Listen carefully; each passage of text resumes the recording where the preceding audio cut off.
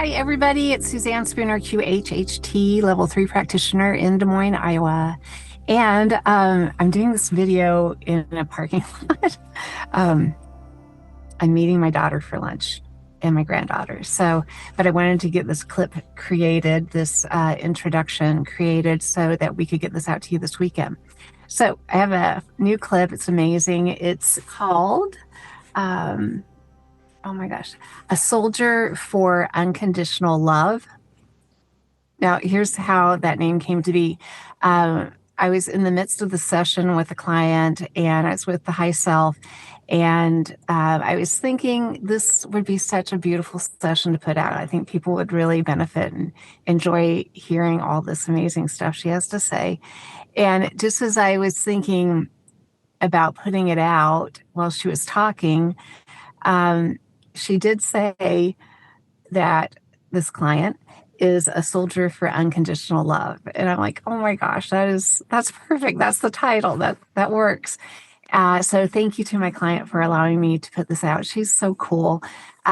She's been a physician's assistant and also, though, very gifted in intuitive stuff and seeing things with her clairvoyance, and it's kind of just was at a point of what to do with her life, kind of leaning in towards the spiritual work, which I think a lot of people can relate to, always trying to find that purpose of what are we here to do, besides all of the noise around us in our life, that gnawing feeling of, I know I'm here to do something.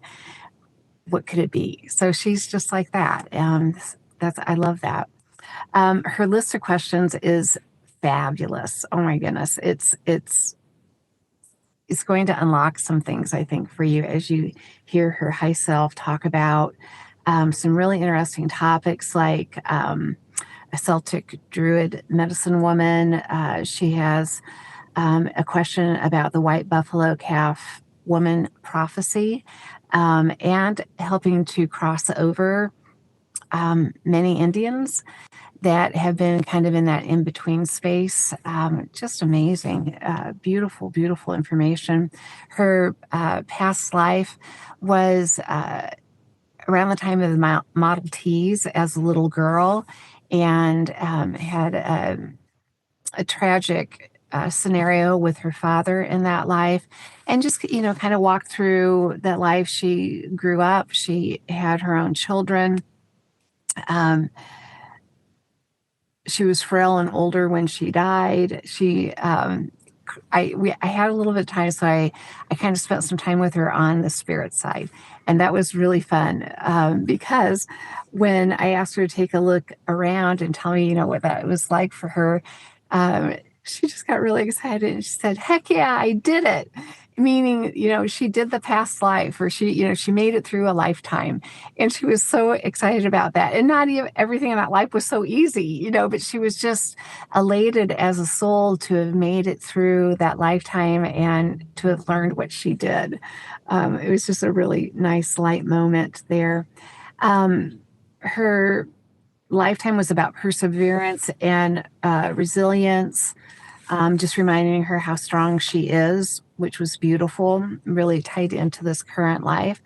And then her high self just answered all the questions like a rock star. So there's a lot of material there to listen to. Okay, really quick before my daughter gets here. If you're a QHHT practitioner, there's something here to be listening for. I love, love, love I think I'm in my 14th year of doing this, 13th or 14th. I love watching for patterns in my work. It kind of gives me a clear idea of how we're evolving with human consciousness. Oh my gosh. And so I've been kind of watching this one for about 2 years, and this session is a really good example of this shift in human consciousness. So really quick, back in the day, before 2012, It would have been normal for people to have what we call the amnesia state. They didn't fall asleep in the session, but to them, they felt like they did because during the session, they didn't feel aware. And after the session, they didn't remember much. So we call that amnesia state. And then in about 2010, 2012, people started feeling more aware in sessions. And that's been a big topic of conversation because the idea was if you're really, really, really under, then you don't remember anything and you're not aware during the session. But one of the things that I love to do is I love to interview the high selves and ask them about where we're at in the shift and consciousness and humanity and all that. And so what they started teaching me back in 2012 when I was brand new is that people are going to start feeling more aware while being in this nice, deep, deep state. And that's by design because we're making our way to the point of where we're kind of like our high self in an awake and aware physical body. That's great. That means that you can access your high self at any point to get this great information. It's amazing. And that's where we want to be. The amnesia state was to help us trust that we can reach that state and get this deep, deep, deep, profound information. It was a necessary tool to have amnesia. But if we're going to be kind of like our high self and awaken our physical body, we have to know what that feels like. And that's what this feeling aware stuff in a session in this deep state of hypnosis is all about. It's a little annoying to the clients because they have to manage the left side of their brain more so than the people in the amnesia state, right? Okay, so that's like a quick lesson why people are feeling more aware in the sessions. But the change that I started to notice is, how can I say this? So if the left brain, the analytical mind, is really acting up in a session and I ask a question, a left brain answer is almost always, I don't know. And we have to give the left brain some kudos there because it's being honest. It doesn't know the answer. That information is over on the right side with part of us that knows everything. So what started to happen is the clients started to give very deep and profound answers, but they're talking in first person. Now, this is a really cool hypnosis thing. When you have access to the high self, and that's the part of them that's talking, it will feel most comfortable speaking in third person. It'll say she and her, or call the client by name. That's when we were taught, that's when you've got the high self. Now, sometimes the high self will answer in first person, like our conscious and awake self. We only talk about ourselves as I and me. That's normal. Sometimes the high self will answer as itself and say, I, the high self, feel it's this or that or that. But the answer is always profound. So, you're tapped into that right side. So the shift that I've been noticing gradually over the last couple of years is the client will say I and me, but the material isn't speaking as I, the high self. It's I, like Suzanne, but deep, deep, deep, profound information. It's really subtle. And if you're not a practitioner, it may not seem like a big deal, but to me, it is a big deal. It's showing that we're making that segue to being awake and aware and fully connected to the high self, because the I and the me part now have the same information as the she and the her part, if that makes sense. So anyways, it's just my jam to really kind of understand and dissect what's happening in these sessions in regards to our leap with humanity into this greater part of ourselves. Okay, sorry for the QHHT lesson there, but I'm excited. You'll hear her do this. You'll hear her answer as her high self in I and me, but the information is very deep and profound. That's what you're listening for. Okay, I think that's it. I've got big news about Egypt, but I'm going to save that one for another one, maybe a separate session. Maybe Sarah and I can do that one together. It's just so flipping exciting.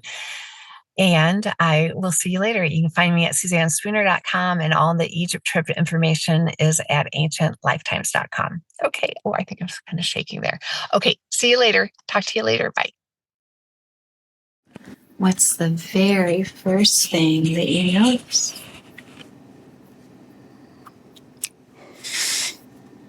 I'm seeing people passing me by, like one after the other, just like individually.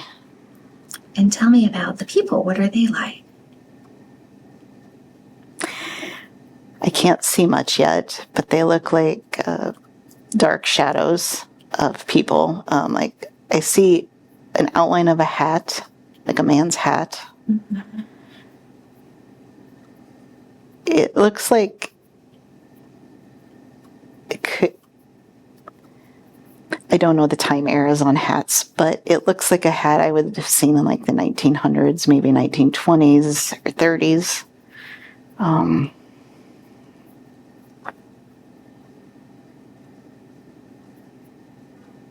And the more you talk about it, the clearer it gets. What else do you notice? I see one guy's face. He's got dark hair, like brown, with a mustache. It's kind of like, I don't even know what the style it's called. It's kind of like out and kind of twisted a little bit. Okay, on the edges. On the edges. And he's smiling. Has a very comfortable, friendly smile. He's wearing a suit, like a gray suit, with shoes that have white,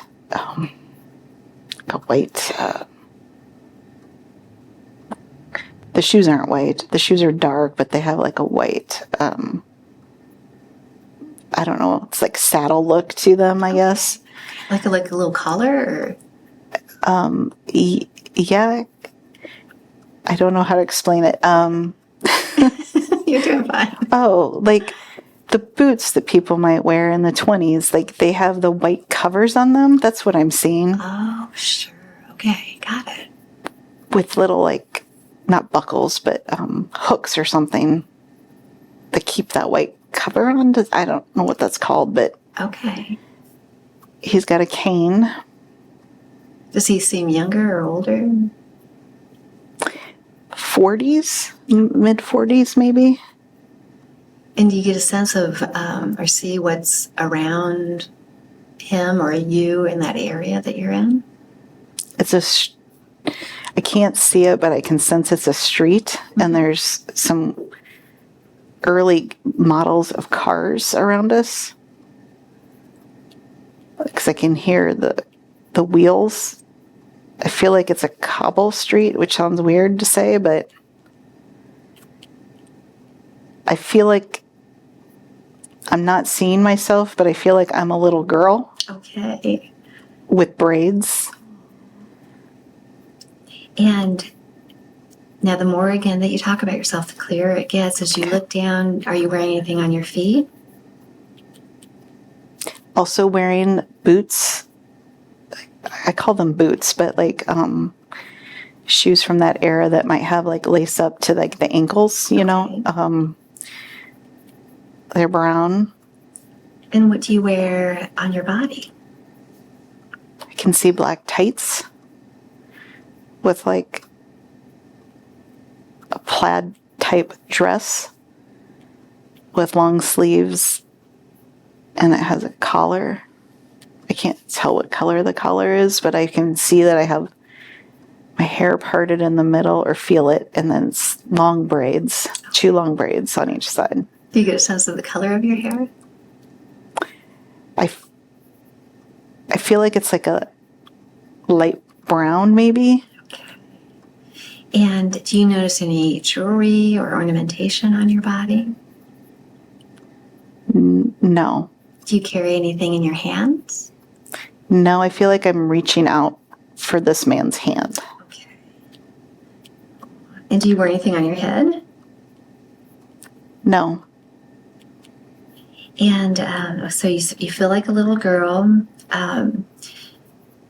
Does your body feel healthy or not? Yes. I feel like I'm ready to run and skip. Okay.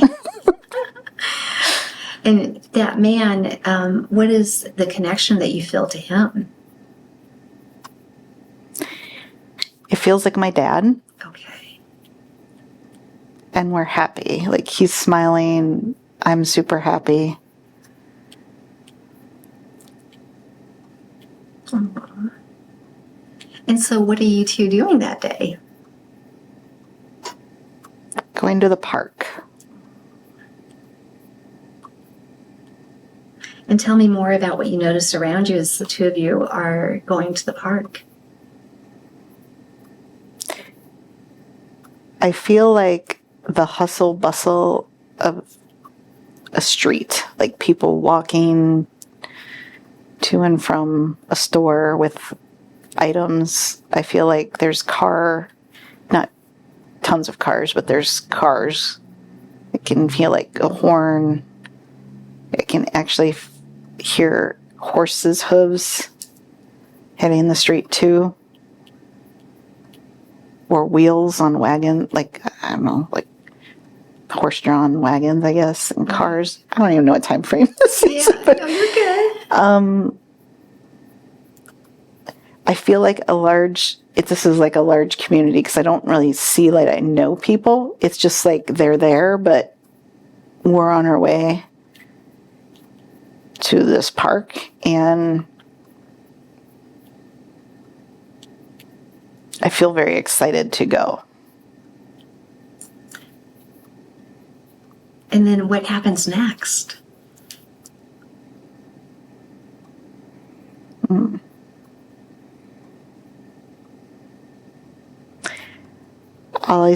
I don't know. I feel like I'm holding his hand. I'm on his left side, and then we stop. I feel like he's talking to someone, although I can't see that person. Whoever it is feels like taller than me, like another man.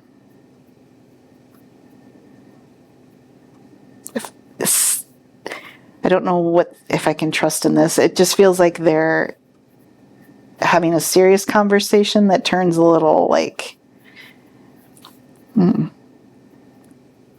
not physically confrontational, but just like on the verge of, I don't know, getting into like a verbal fight of some sort. And so what are you doing during this time?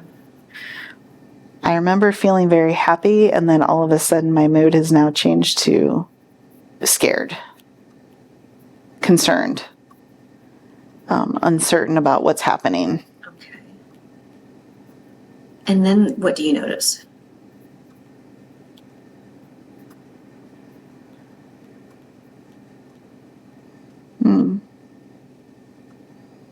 I'm having trouble seeing it. Let's go with your very first thoughts.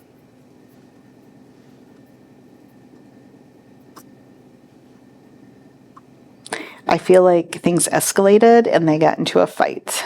Okay. Because right now my stomach feels like not good. Like something is worrisome, I guess. Yeah. Do you get a sense of what they're fighting about?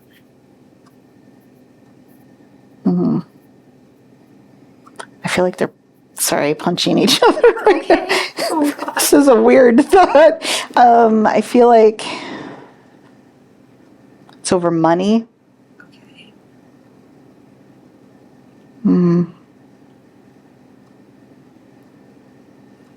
Money owed, but I don't know who owes money. I feel like my dad maybe owed money. And so while they're having this fight, what are you doing? I feel like I'm standing off by a few feet, scared, not sure what to do, because there's no other adults around that I know or can trust. I feel like I'm just getting ready to cry because I just am have all these emotions I don't know what to do with. Right. Gosh, everything was such a nice day before this happened. And so, what happens next? I feel like my dad got hurt. I almost feel like I can't tell if he got punched. It sounds so weird to say, but I can't tell what happened except this other man's arm or fist or something hit my dad in the abdomen, and then I see him crumpled over. And then I'm like running to him crying, not sure what to make, and I can't tell if there's further injury or not. Okay. And so what happens then? What does he do? He tells me to go home. He tells me to run and go home. And is that what you do? Yes. Well, I'm running. I just see myself running right now. Okay. Scared. Does it feel like you're close or far from where you live? Good question. Far. Feels like, oh, sorry. No, go ahead.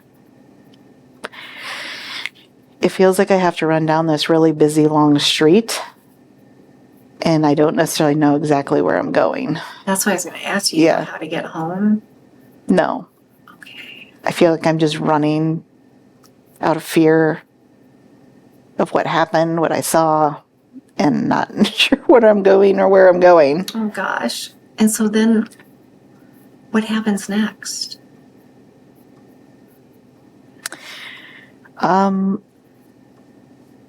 I can't tell what I'm seeing. It's like, I feel like I'm looking at a light pole, maybe.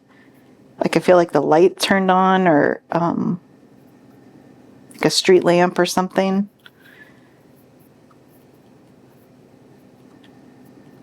Does it feel like it's been some time? Some time has passed?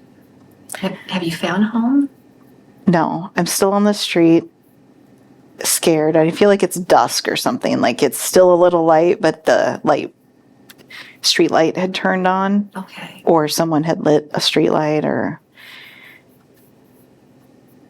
I feel like there's a stranger that's willing to walk me home where I need to go. I see him in like a vest and a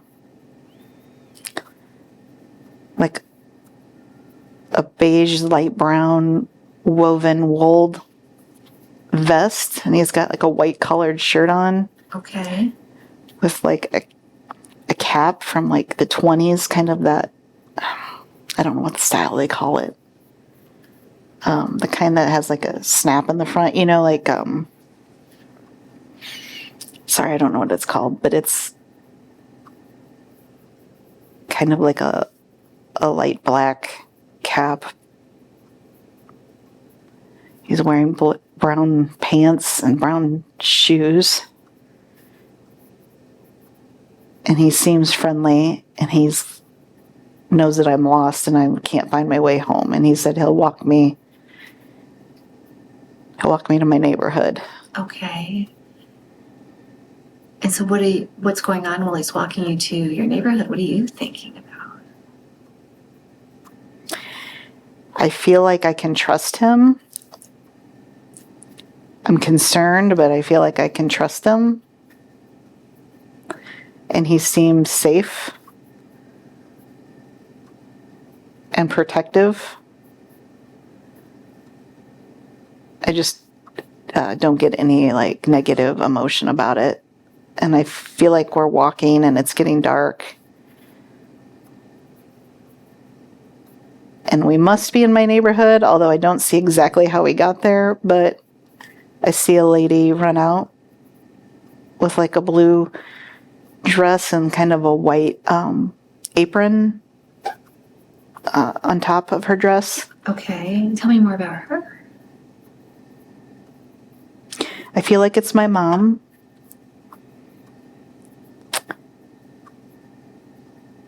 Although I'm a little confused because I feel like she has gray hair. Oh gosh. I'm like, that's not matching up age-wise, but I I feel like or identify her as my mom. I'll just put it that way. Maybe it's a grandma. I feel like she's got a little bit grayer hair. It's like parted down the middle and it's kind of put back into a bun. Okay. And she has the most loving sense about her. And she's wearing, this, I see like white and light blue checkered dress with the white apron. And then I see like brown shoes from that era. They have like that clunky heel and they tie kind of like high heels, I suppose, but have like a chunkier heel on them. And she's very happy to see me. She's worried, not wondering what's going on because we were supposed to be home. So I see her with her arms wide open and I run into her arms and she gives me a very loving, squeezing hug. And I just remember feeling like I'm crying. Oh, okay. And is your dad there? No. I feel like he didn't make it back. Oh, gosh. And I don't think they know what happened.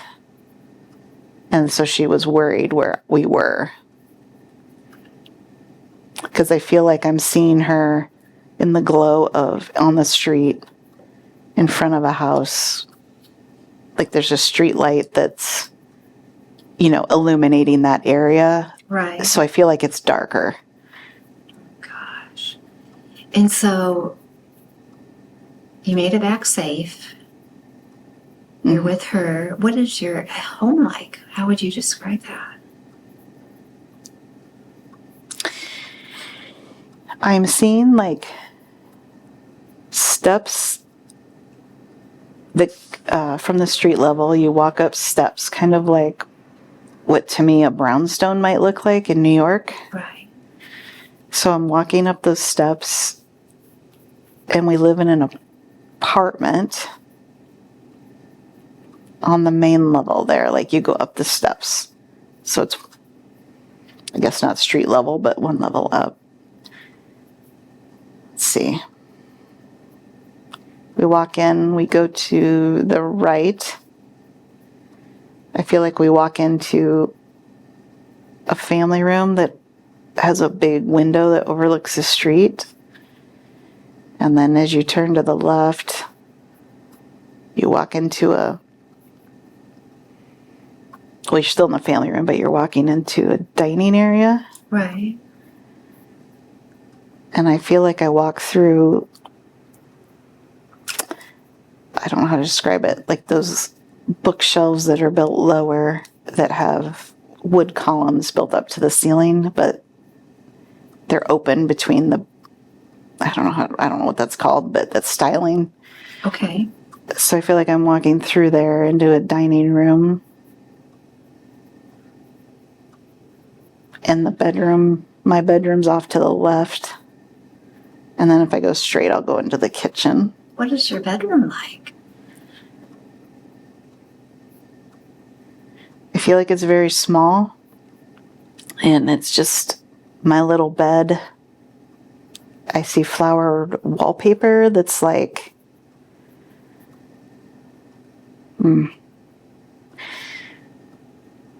strips of flowers on it, and it has different flowers on like a ribbon, and then over and over again, just that same pattern. And I feel like I have like a patchwork quilt on the bed with white sheets, and it's like a simple metal bed. I have a dresser with a sink on it. And there's a small window. And it looks out onto a red brick wall. Must be the building. And a rug and a little, I'll call it a dresser, for my clothes. That's it. In the kitchen, what is the kitchen like?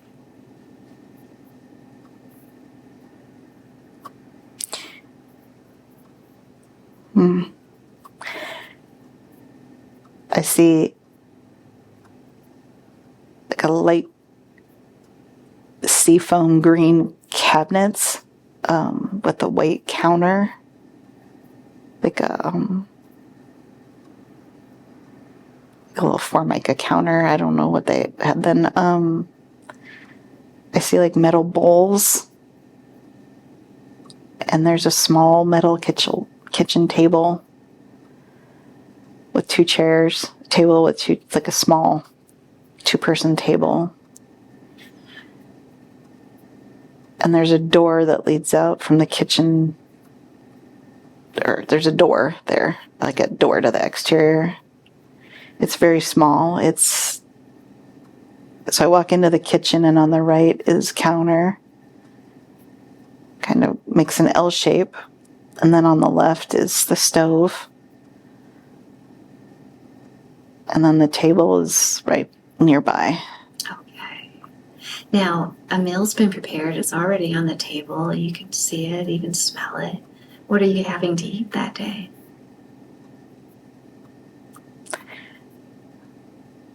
I'm having trouble.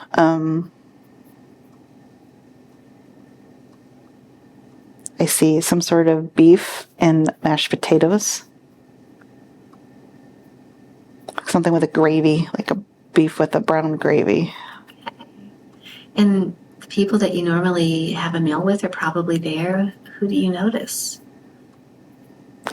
I noticed this mom or grandmother figure. That's who's there with me right now. Okay, and that's the one that you saw before? Mm-hmm. And my dad is supposed to be there, and he's not. So, are you able to share with her what happened, or what is that like once you get home?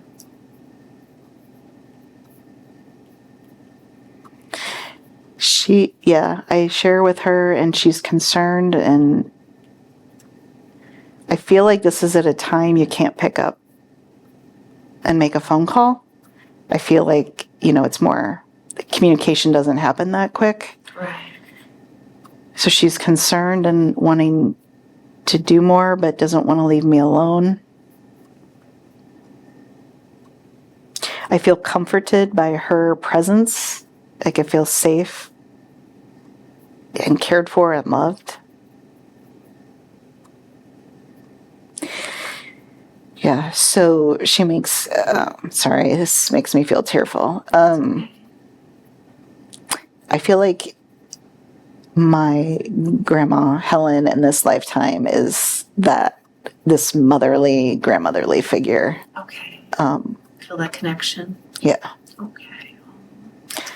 My gut tells me that my dad is dead. Okay. And he's not coming back. And she probably knows that too, but we don't have confirmation of it. Okay. Wow.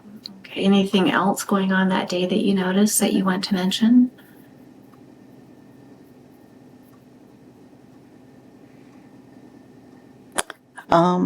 Nothing's coming to me right now. Okay, you're doing so good. Let's do this. Let's leave that scene that you're looking at, and let's drift and float to an important day in that life that you're viewing, drifting and floating to a day when something important is happening, and now you're there. What do you notice? I feel like I'm getting married. I see myself in a white veil, like a lace, not over my face, but like on my head. Okay. And a white dress. I presume that's what it is. Okay. It's a very, itchy, lacy dress. I can feel like the cloth itching my arms because it's long sleeved and it's long in length as well. Okay. And tell me about what's around you. What is it like where you're getting married at?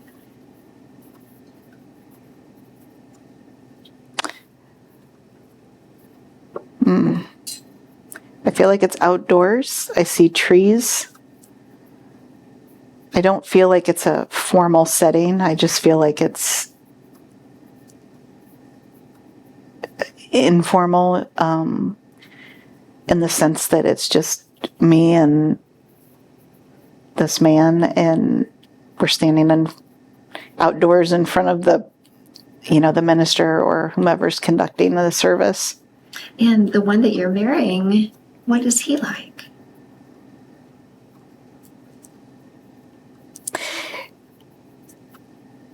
Okay, so he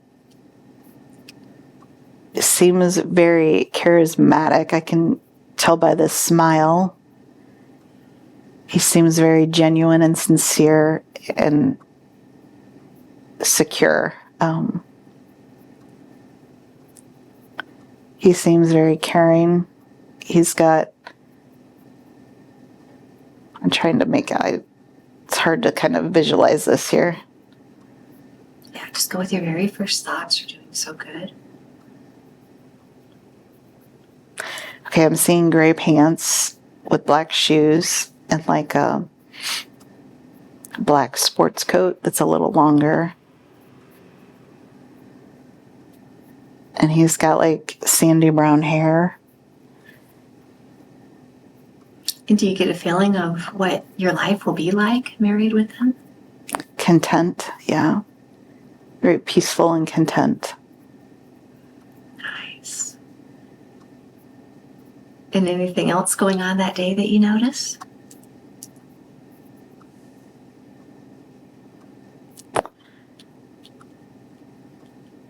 I don't know. My attention's drawn to like the sun and the trees and the birds up above. Tell me more about that. I don't know. It feels very, the sun is shining very brightly. It feels like it's, very comfortable weather. The birds are different types of birds, and there's a slight breeze, so the trees have rustling in the leaves. It makes it feel very serene and like peaceful, like I don't deserve to have that peace. Oh, God. All right. Well, let's do this. Let's leave that scene you're looking at. Let's drift and float to another important day in that life. And now you're there. And what's happening now?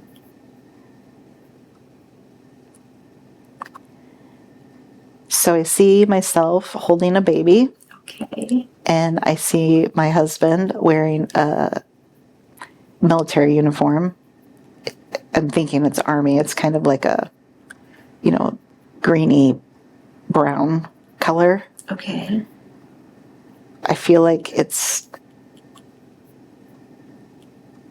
if I had to take a guess, like World War II era, because I feel like my hair, my dress, everything kind of reflects that. Okay. I feel like I'm wearing a red dress, and I'm sad because he is leaving to go off wherever.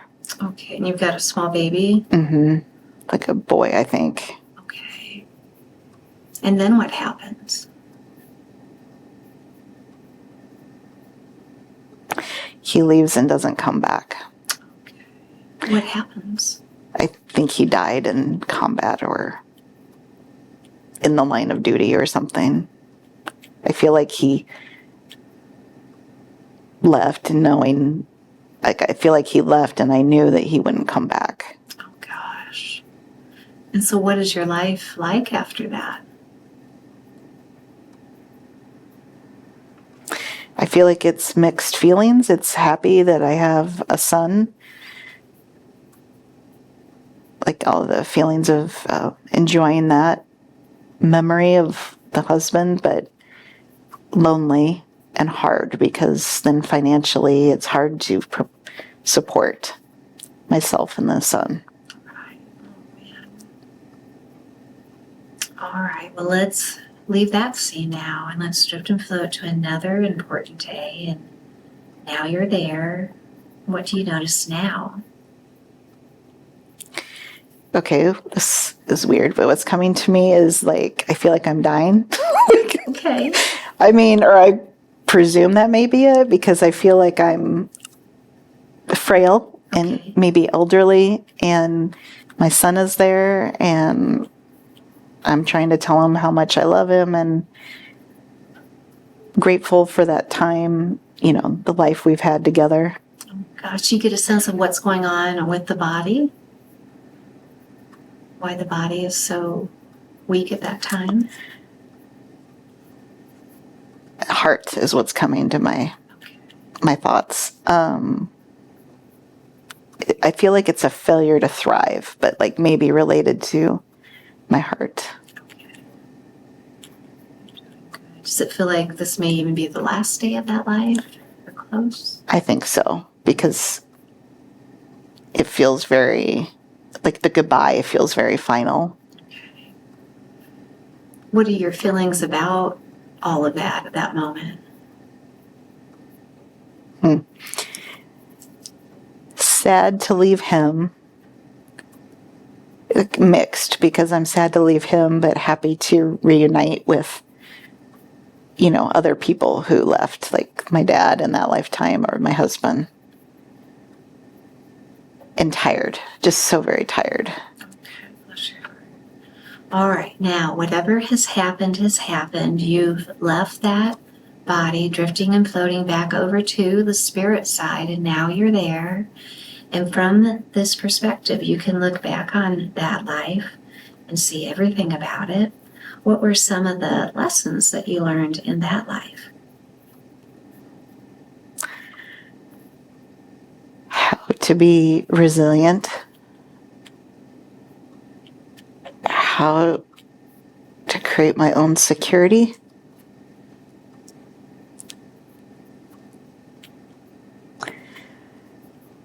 How to receive and show love. And how to be in the moment. And every life has a purpose. What would you say was your purpose in that life?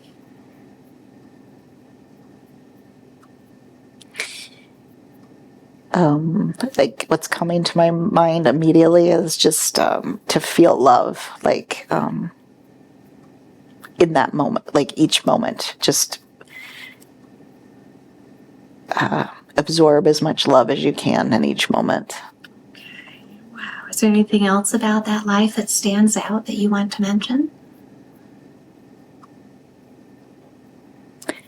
I feel very proud that I was so strong and that I made the best of everything that I could. Very good. And now that you're back on the spirit side, take a look around and describe for me what that is like for you. I feel very happy. I feel like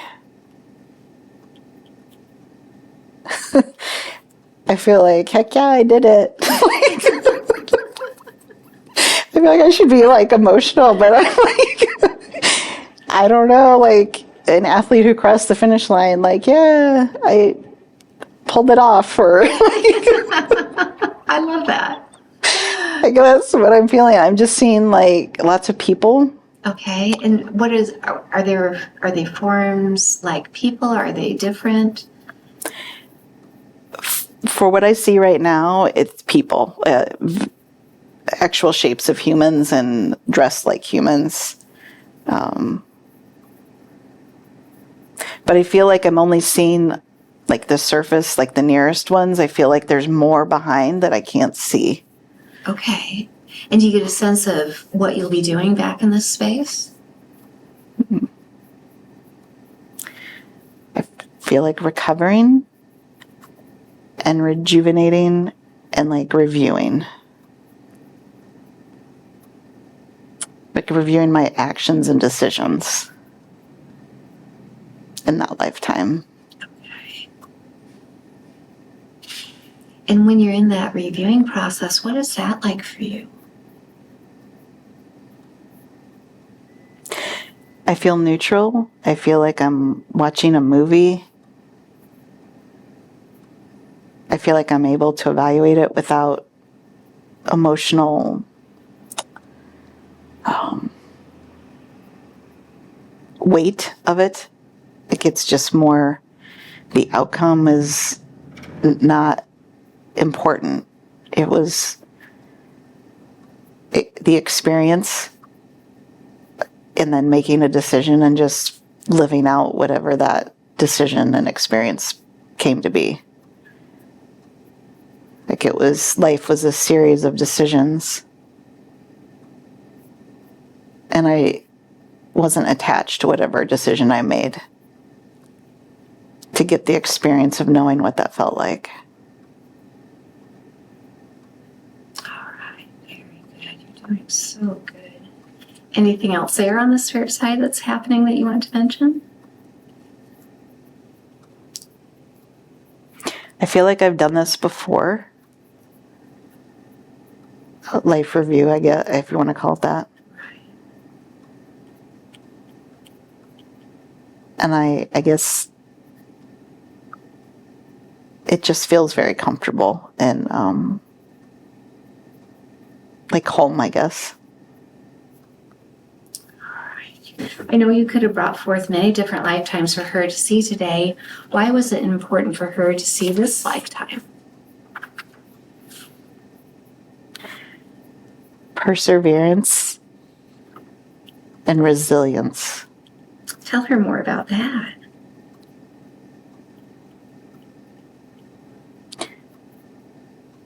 As she's struggled in this lifetime, she needs to remember that she is strong and magnificent and capable of anything she puts her mind to. Wow. And she is so loved. Tell her about that.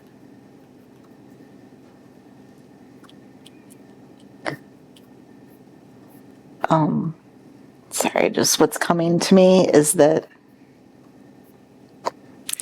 I have a whole team of people rooting for me, supporting me at every step, every moment. And when I felt alone, they've been there, even though I couldn't see them or feel them. And how does that lifetime that you showed her relate to her current life in other ways?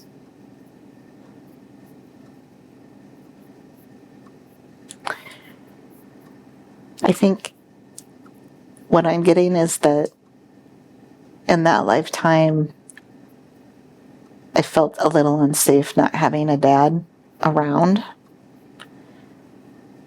or a husband after a certain point.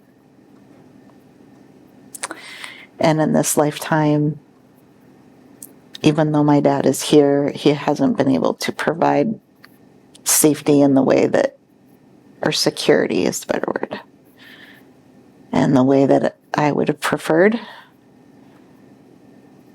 And my husband can provide that now, but it's made me rely and learn how to provide that for myself and not look outward for it. That makes sense. So, what do you want her to understand about her strengths in this lifetime? That she has nothing to fear. And tell her more about that. That's a big statement.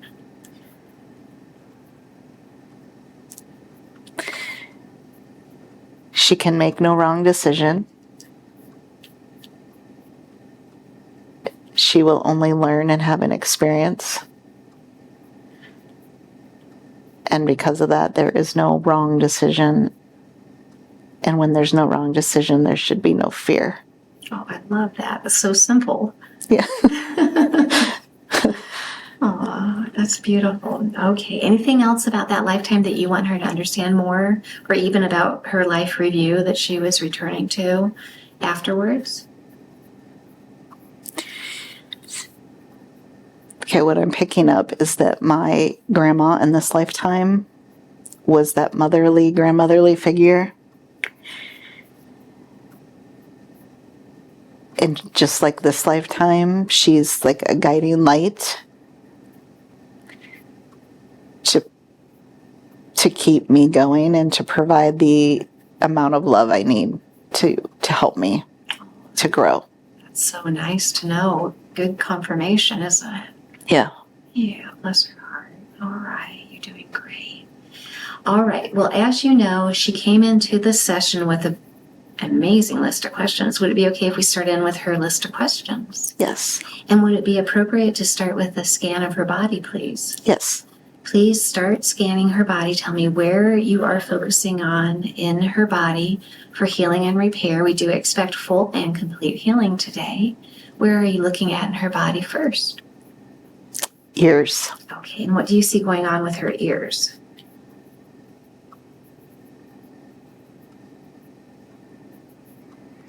I feel like there's not appropriate energy flow. Like there's a blockage, or it's not flowing in the right direction.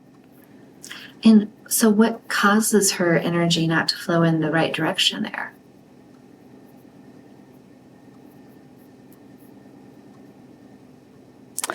Fear. And what does she hold fear of there that blocks the energy? Hearing something, like not wanting to hear something. And tell her what she needs to understand about that.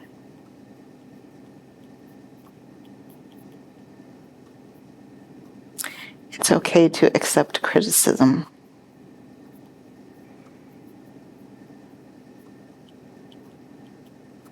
Or it's okay to listen to criticism.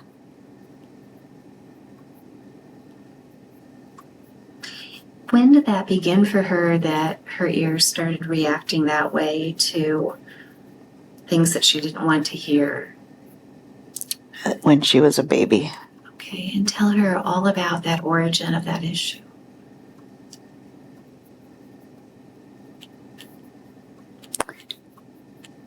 I'm getting it was a fight between my parents. I feel like I was in a crib and I'm hearing them fight. They may not have been in the room. It just was loud enough for me to hear.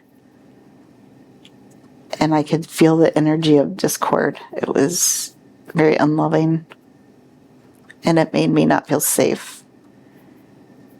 So I feel like I'm associating hearing good things means I'm safe. And if I'm hearing negative statements or comments, that has a bad vibe and that makes me feel unsafe.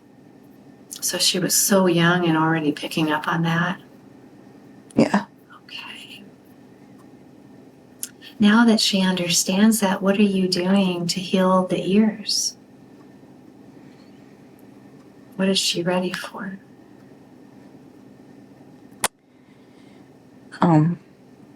She's ready to protect herself and know that just because something's negative doesn't mean it's going to cause her harm, and that she is safe and protected always. And now that she knows that, how does that change things for her?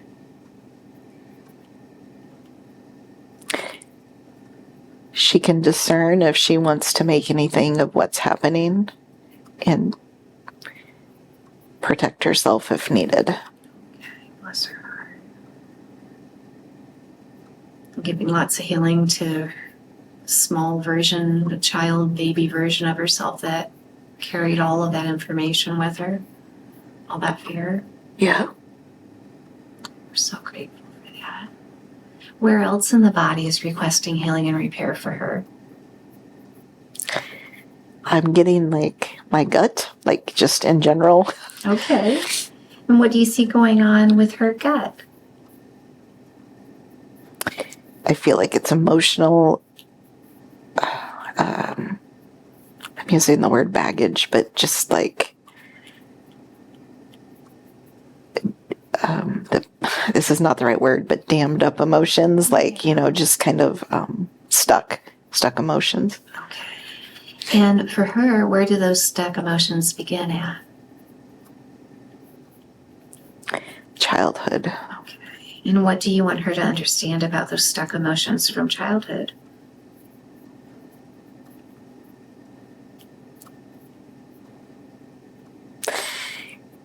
They're not her emotions to take on. They're absorbed from the dynamics in the family.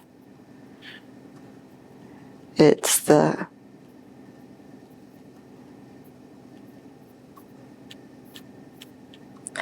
general dysfunction that, and all the feelings that go with that, the sadness, the anger, the hurt, the betrayal. She's like absorbed them all in her stomach. Oh, gosh. She had a lot to process as a child and a young adult, didn't she? Yeah. Okay. And now that she understands that, what are you doing to heal all those emotions that she's absorbed and are stuck in that abdomen area?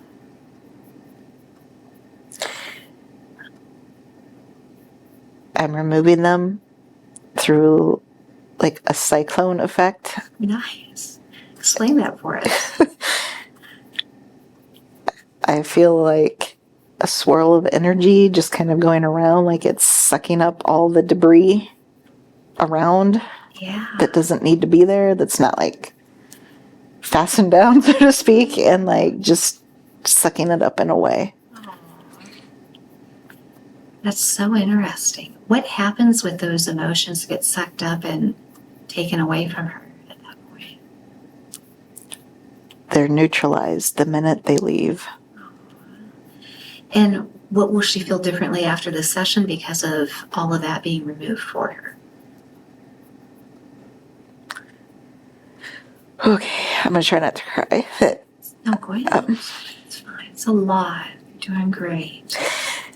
I don't need to absorb everybody's pain around me, and that I can just be me. That I'm not responsible to be a sponge that way. That's not my job. Okay. Gosh.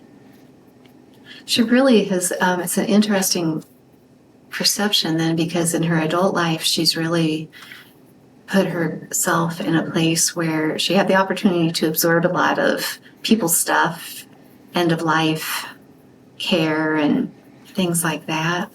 Is there more to that story of why she picked that type of role and what she's been through? Does it all tie together in some way for her?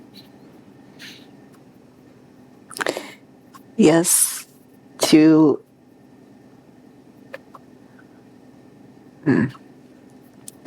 I'm getting to understand complex emotions and to know how to help people process them before they cross. Wow, that's such a gift. But has it taken a toll on her? Or do you have advice for her on how to handle such things? No, she does it naturally. And she's doing a great job. She is, isn't she? All right. And how can she maintain not holding on to those emotions anymore in the gut area? Breathing exercises. Oh, tell her all about that. I'm getting to breathe at a rhythmic level, like 5 seconds in, 5 seconds out. And to just do that for a short period of time every day. To prevent building up of her own emotions or others. Wow. And when she does that on a regular basis, what will she notice differently? She will feel freer and lighter and more at peace. Oh, I love that. Okay. And anywhere else in the body you're looking at?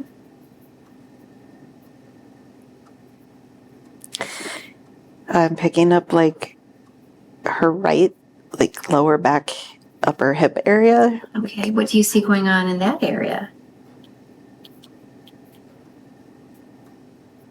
I just see congestion, like something's stuck.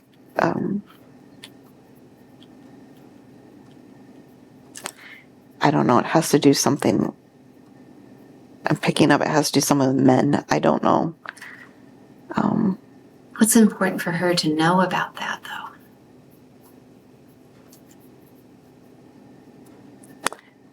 Release the pain that I may feel from experiences like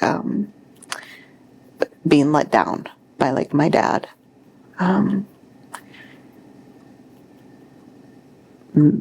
Certain men in my life like that. And when she can let go of the pain from those experiences, what changes for her in her life? She can move through it without expectation and freedom of choosing her own path and not being stuck in the past. Oh, that's really powerful, isn't it? Yeah. We want her to be able to move with ease through her life. Mm-hmm. All right. How's that area looking now that she understands all of that? There's energy movement. I feel like it's a sun coming out to kind of like bring light into the area. That's kind of what it feels like. Yeah, oh, that's wonderful. Now, she's mentioned she's had some really interesting issues with her knees since childhood. Mm-hmm. Can we take a look there and see how things are going for her? Yeah.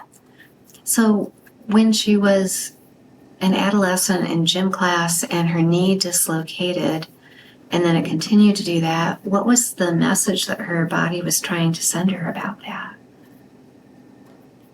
Flexibility.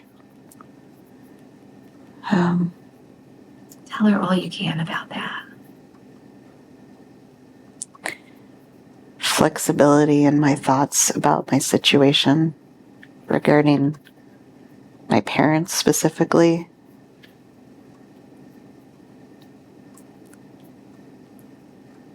So, when that knee first went out in gym class, what was going on in her life that created that issue, that dislocation of her knee?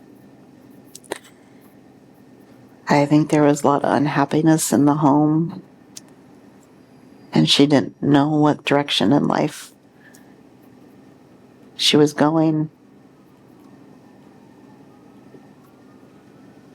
Wow, that's a pretty literal scenario with the physical knee. Yeah. I know. It feels like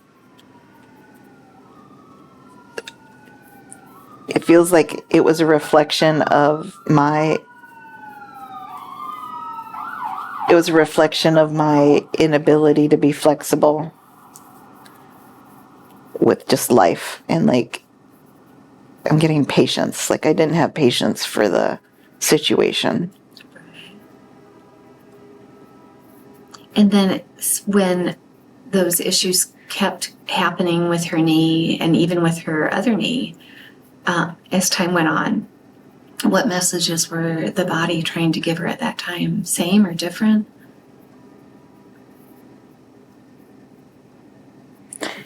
I'm getting that it was time to love myself. Okay. Oh, tell her all about that. I'm getting at the time this started, I kind of quit loving myself because I felt hopeless Right. and desperate and completely isolated and alone. Oh, just about 14 years old. That's so young. Yeah, it felt very isolating, and I feel like I gave up on myself. Like I didn't love myself enough to say, we'll find a way to get out of this. I gave in to giving up. She was in survival mode, I bet. Yeah. What do you want her to know about those experiences that she did survive through, made it through?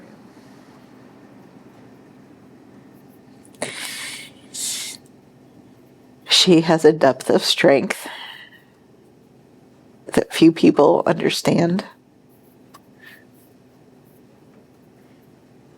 I'm getting it was necessary because where I'm going is going to require so much strength. Not many people have walked through that before. And I need to understand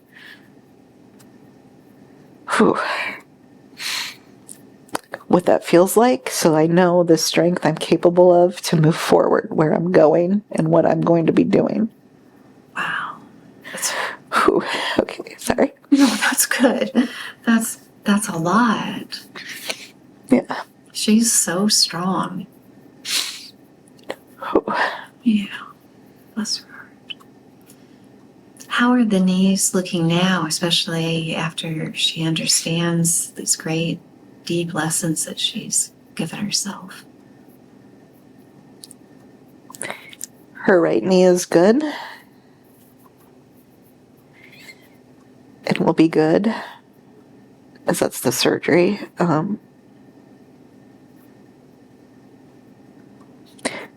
I can't tell if there's hope that the left knee will recover and restore. It's a maybe. That's what I'm getting. Okay. Maybe. Well, I know the higher self's pretty good at healing. What can you do to help her there and get that knee back into perfect alignment? I'm seeing light and frequency. White light. Nice. I feel like I'm just seeing HZ for frequency. I don't know.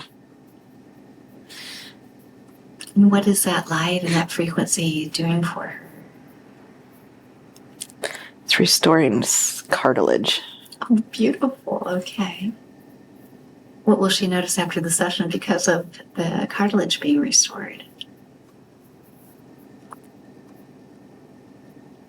Full range of motion. No pain. Like she's a kid again. Oh my gosh, she is going to love that. Hmm. And what do you recommend that she does to maintain full healing there today? Continued frequency treatment. Like sound treatment.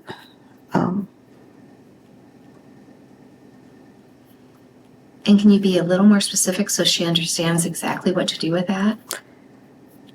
I'm getting 432 hertz sound. Okay, that's perfect. And how often should she do that?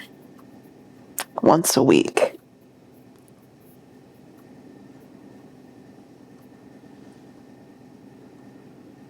All right, that's pretty clear. I think she can do that, don't you?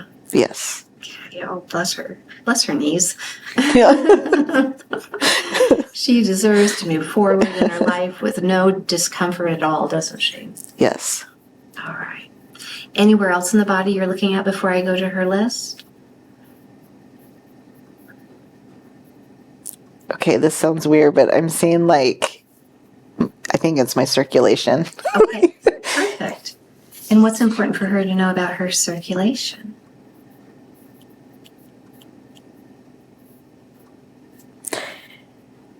Okay, this sounds weird. There's trouble. That's what's coming to my mind. Okay. What's the root reason of the trouble for her? I feel like it's hereditary.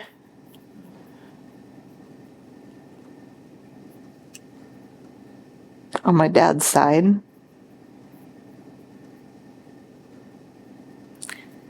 It's about self-love.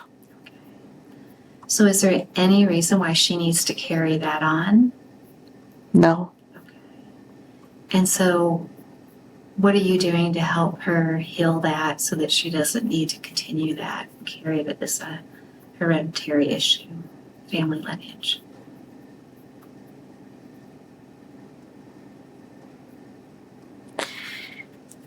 I'm seeing like red light in my root chakra. To stabilize it and bring love. And how can she maintain that so she has no circulation issues moving forward?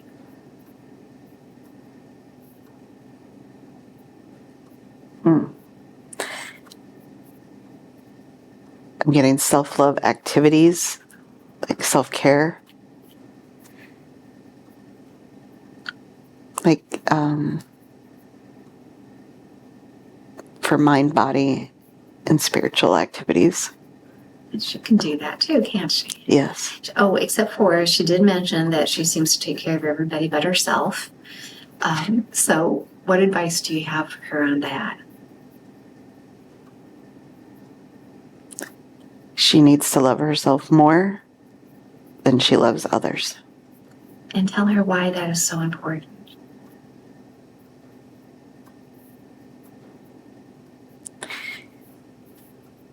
Because she's worth it. She's valuable, and she's not going to be of assistance and help if she's not solid in who she is or caring for who she is.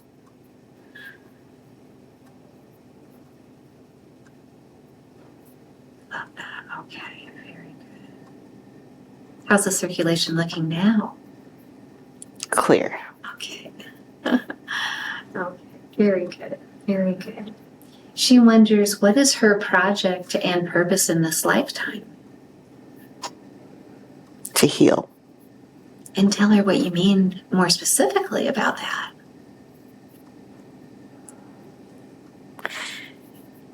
To heal those I come in contact with, to help the collective consciousness. And I'm holding space, like someone holding something on their shoulders to allow others to give them the space, the safe space to heal. And how does she best help them heal? What's the process like for her? She just needs to be in their presence and to tap into their energy. And the other person will automatically, subconsciously know what to do. Has she been doing this for a while? Maybe not even knowing it? Many lifetimes. Tell her about that. She sees dead people. She helps provide mediumship. She works with her hands and can move energy. She can use the elements in the air, the water, the earth, fire, whatever she wants to create energy that is healing for a lot of people.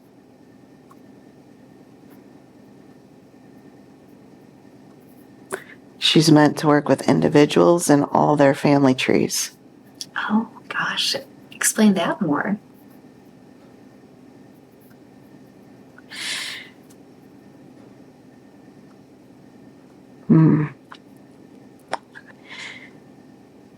I don't know. I'm getting a feeling like it's I feel like I'm tearing down a covering over a painting. It's kind of like that feeling of just making something transparent that's been existent for so long. Like I feel like I'm looking at an old painting and I'm pulling a cover off of it in the middle of a museum so people can see, and it's transparent what the problems are. Mm-hmm. Because so many people have the same thing. And they need to see that within themselves so they can even help more. It's like a algorithmic effect. When I help one, they help 5, and they help 25, and so on. I feel like what I'm here to do is way bigger than anything I can think of.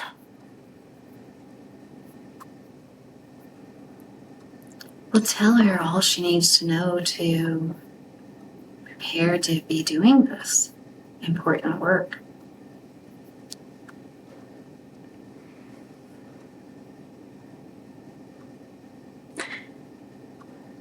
I'm here to make a healing portal to create safety and healing in space in a large amount of geographical space in this earth, to help people ascend and the consciousness to ascend collectively. But we have to do that with family trees that came before and are coming after the individuals she comes in contact with. And the only way to do that is to hold space for everybody she comes in contact with and for them to heal just in her presence. Both sides of the family tree, above and below. So is this something that they will seek her out for, or is it something that just happens spontaneously as she comes across people? Or both? Mostly spontaneous, but people will seek her out, including those that are gone, crossed over. Yeah, let's talk a little bit about those great gifts that she's had since childhood. She wants to know, what are her spiritual gifts? She's a psychic, a medium, clairvoyant, clairaudient, clairsentient. Does psychopomp work, which is crossing people over. She can do that because she knows from other lives how to do that.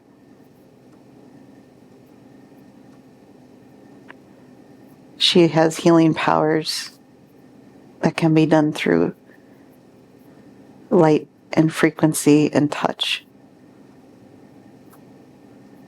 Does she understand those healing powers? Not all of them. What can you share with her to help her understand them even better?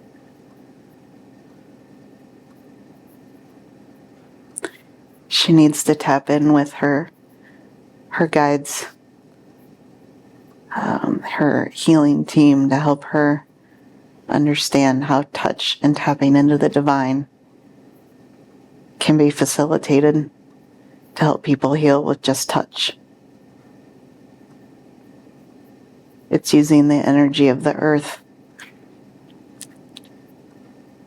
and the consciousness, the universe, coming together from the top and the bottom, outward through her hands.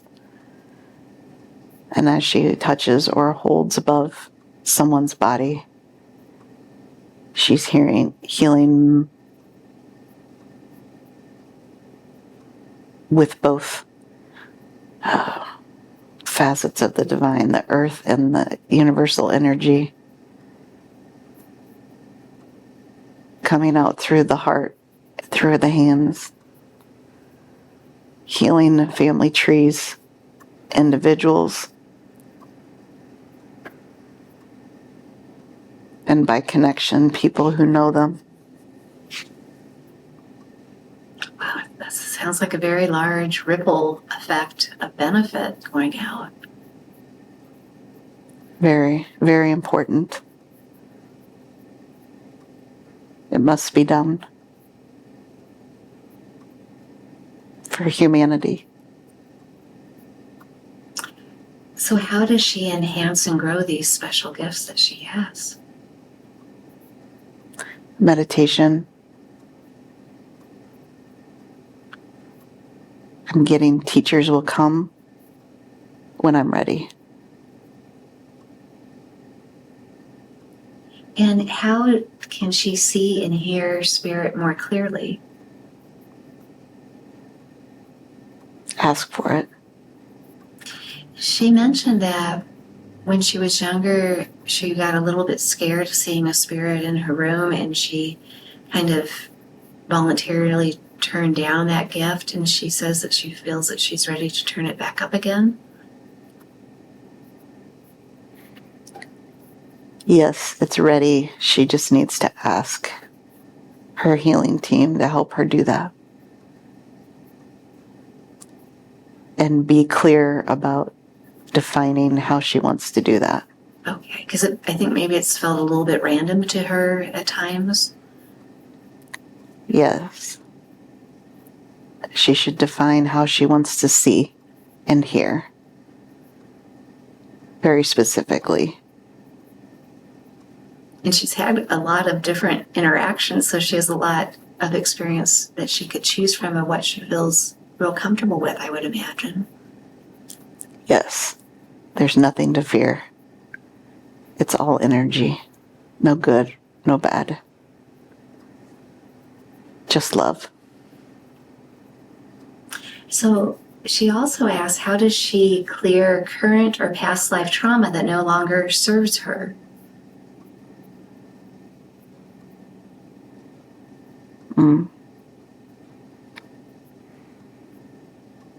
Just be. No expectation. No motion, just be. And know that all is well and it is okay. That's all I'm getting. Okay. I love that. Always so, we make it a little more difficult than it needs to be, or Yes. very simple, right? And what is the career path for her right now, honoring her authentic self and abilities?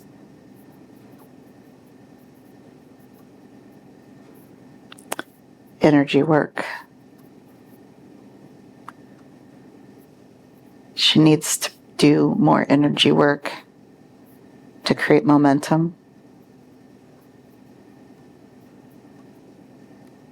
And more will be revealed as she does more work.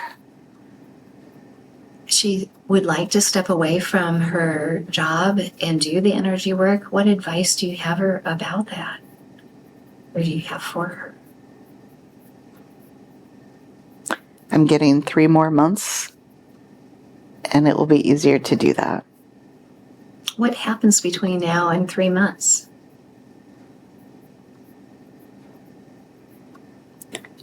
Children development and life change.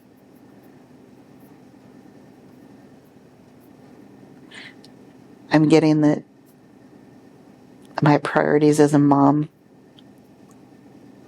are higher right now than the energy work. So in 3 months, when there's just some changes going on with her kids, more time will be available to do the work and to continue to snowball and become more of what she's looking for. I'm seeing California. A surprise opportunity will come about. Teaching or going to a class. I see I see something in San Diego with a class. I don't know. I'm going to meet someone there and an opportunity will arise. Oh, I think that's exciting. All right. She would like to know, what is her soul origin?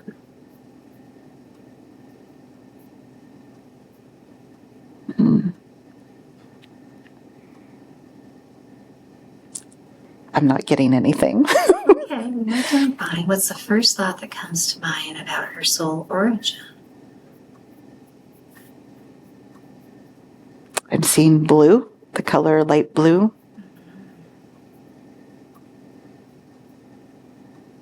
I'm seeing like a tall, thin human, I guess, with like really white blonde hair, wearing light blue and blue eyes. I feel like I have blue. It's weird, like bright white blonde hair with blue luminescent strands of, I don't know, I guess it's hair, but it looks like energy. Oh, wow. I was going to ask, does the blue have some significance? It just, I'm getting that it's energetically pure. It's like mastery, like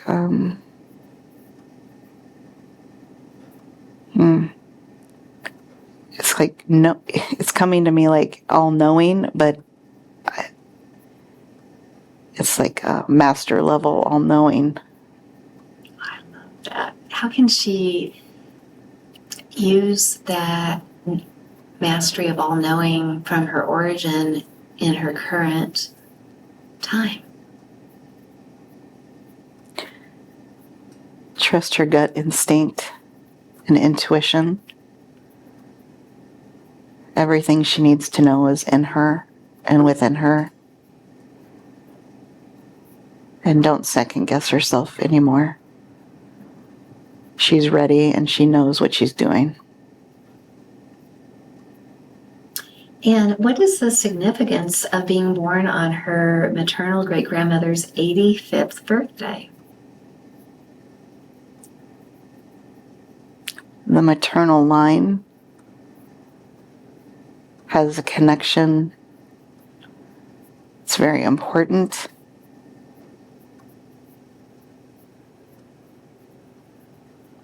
It's about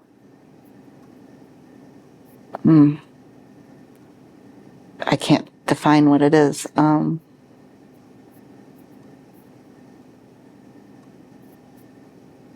Getting unconditional love. Lessons in unconditional love. Oh, I love that. She was very, very close with her grandmother. What's important for her to know about their connection? That's a very special and deep one. She's my, I don't know if mentor is the right word. She's my ultimate teacher. She's like a master in what she does. And she's teaching me to continue to grow and refine. We send her so much love on the other side, such a sweet, strong connection the two have. Yes. It's an unbreakable bond.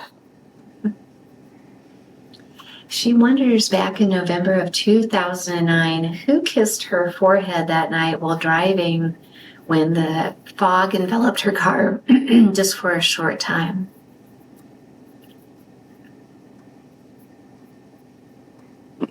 Not getting anything yet. Go with your very first thoughts. It's saying, I'm hearing God. I'm not sure why that would be. What's important for her to know about that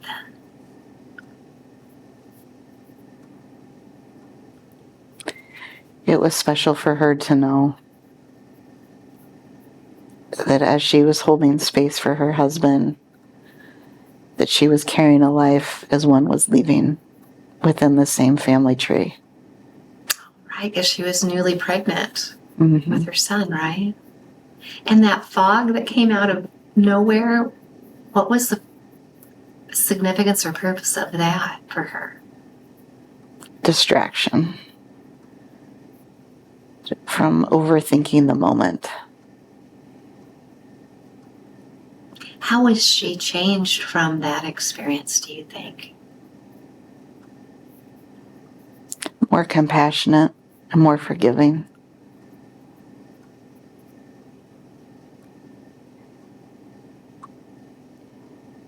Able to see a special have a special moment in a time of challenge and sorrow.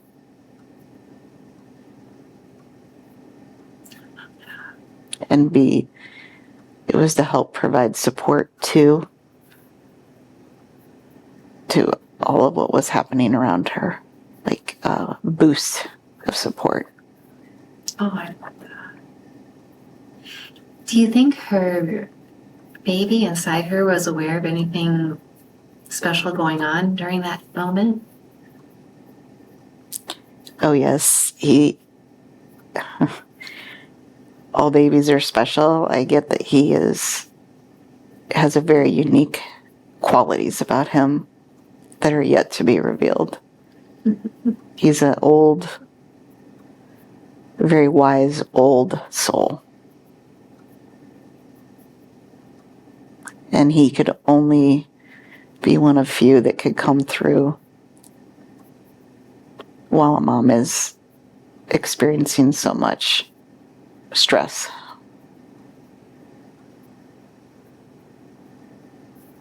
All right, thank you for that. Did the 100 souls who she believes were Lakota Indians wait over 100 years to request her assistance to cross them over as a message to remind her about the white buffalo calf woman prophecy?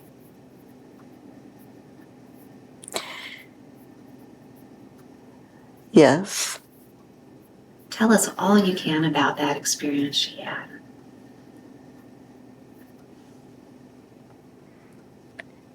She embodies the white buffalo calf woman message. And she once was an Indian in the tribe.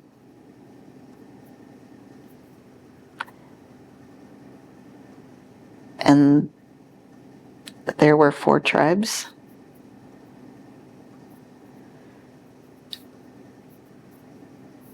They all looked to her as a medicine woman to provide healing and spiritual guidance. And they waited to be crossed over to remind her of her power, of her gifts, of her special importance. And it had to be now, as the white calves are being born again. Maternal love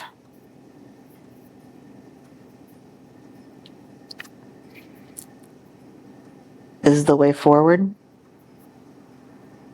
and that will allow everyone to ascend. Not masculine energy, it'll be feminine energy.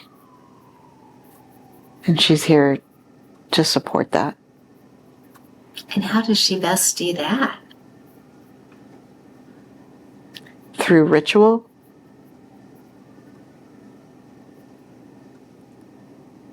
I'm getting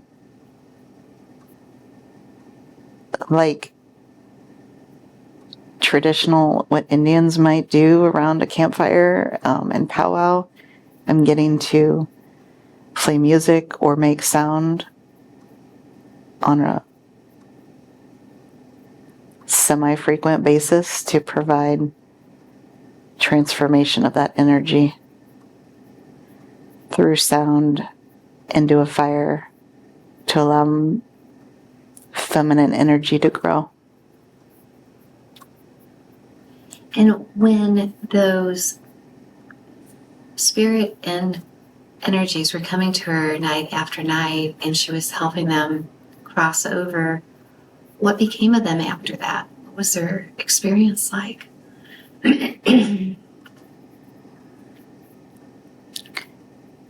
They were joined by others on the other side, and they're coming together to create some sort of experience of light for those that are here in the physical form. And what was it about her that they were drawn to for that help in transition? Her strength. Her strength to move numbers of people from stuck energy onto the other side. Those people that are stuck here need to be moved to create a light force that's undeniable, and maternal energy, feminine energy to be spread, and there needs to be more numbers on the other side and transform stuck energies on this physical realm that are no longer serving this side. It's an imbalance.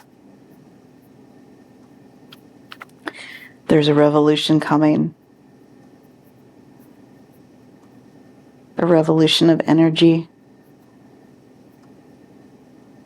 People are going to have to choose. And we need to increase our numbers of light as much as we can. It's very, very important. And the time is coming.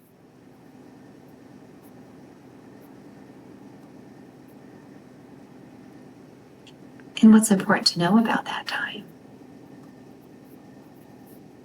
It's a time of choice.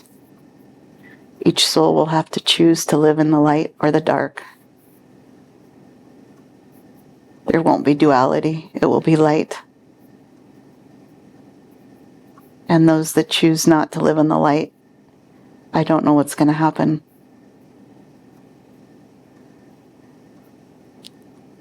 The earth is ascending and evolving.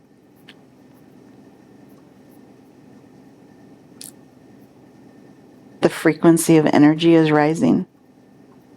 And this earth will no longer sustain dark energy and dark light. So unless people are of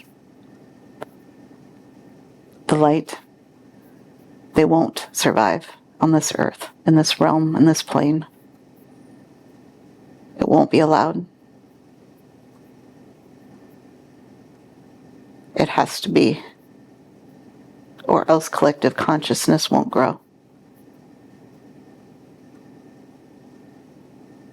Do you see if we're in time frame wise, are we close to that, or is that down the road a long ways?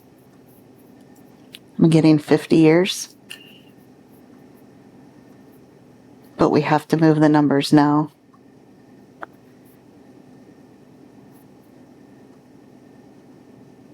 There's forces fighting the light. I don't know why. But we have to convert everything that we can, including trapped souls, and help them find a way. So we've sent an army of people to come on the earth to help facilitate this. It must be.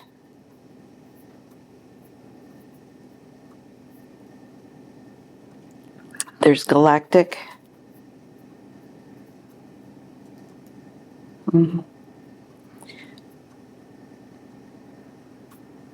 There are galactic forces at play. Why this must be done. And I'm getting many civilizations are dependent on this process of what's happening here on Earth. Outside of Earth? Yes. Could you explain that for us, please? The consciousness development here with the souls that embody Earth or on Earth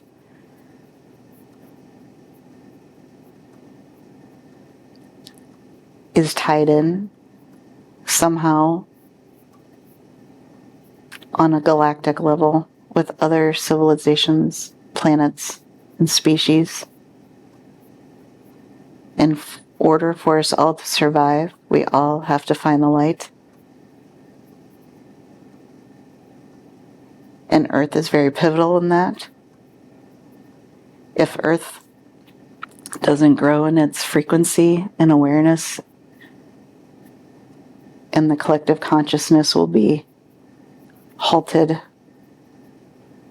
which will affect the speed at which the whole galactic nation, if you will,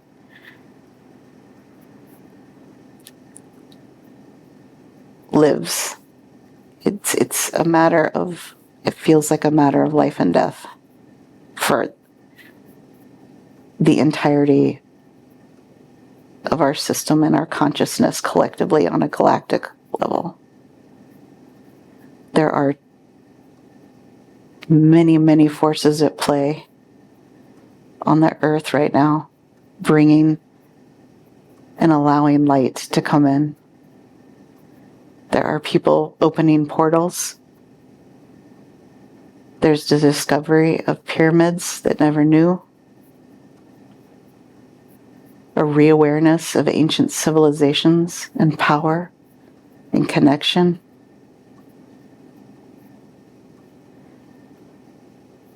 I'm getting there are key holders here that are very important at very specific times. It's like turning on a machine of light energy. They're living a very quiet life, and then all of a sudden they insert a key into something, figuratively. And that's like a burst of light energy around them and in their area that spreads. It's like a light grid, if you will. It's turning on different points of the grid. It's all necessary to clear negative energy and darkness and turn things to light. We all have a role.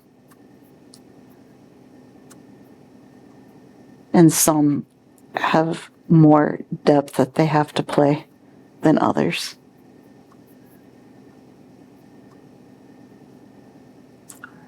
Thank you so much for that.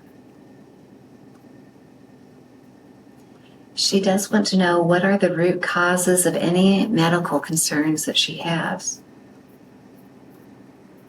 Self-love. Lack of self-love.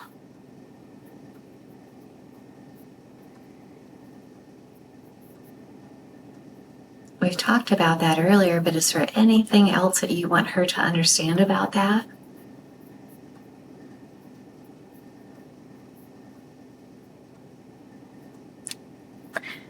She's more than what she may think her mom thought of her in this lifetime. She's more than what upbringing her dad came from in this lifetime. She came from unconditional love, and that's all she is. And she needs to remember that. Gosh. I would imagine just that heals the heart quite a bit. It seems to resonate more than a belief of another human rejecting you or not. Exactly. Well, she does want to know, how does she restore her physical body or energy field to heal any medical issues? She needs more grounding and meditation and continued energy work on a regular basis. For herself? For herself. And the best, I guess, routine of that would be, what would you say? I'm getting grounding like 30 minutes a day. I'm getting meditating daily.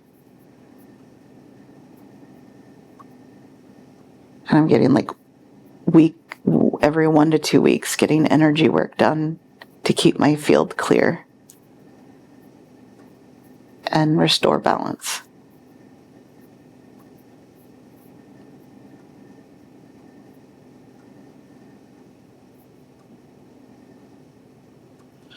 She wonders, can she stop using a blood thinning medication? I'm getting not yet, and in 2 years' time. And so, about the blood clot that moved from the leg to the lungs, what's important for her to know about that? Don't be scared of living life.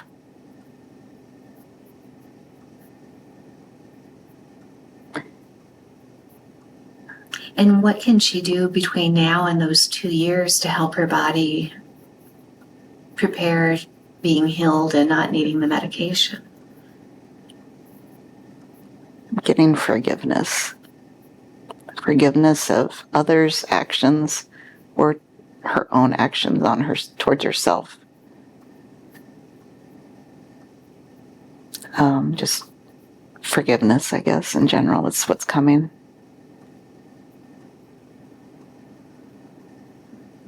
Thank you for that. How does she fully detach and release from emotional trauma in this life?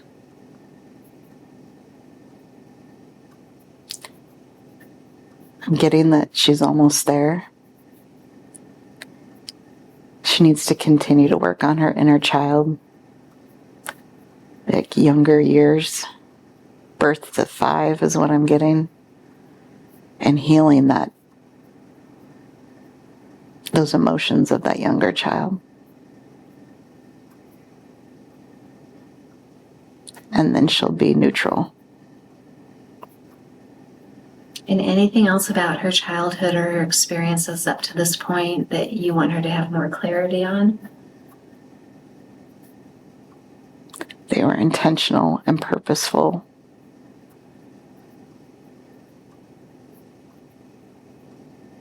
You chose them. You chose these experiences and the people.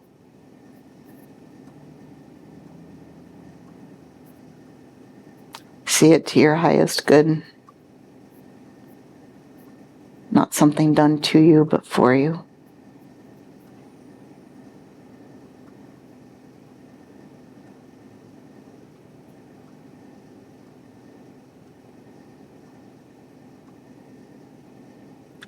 Has she lived other lives in different civilizations?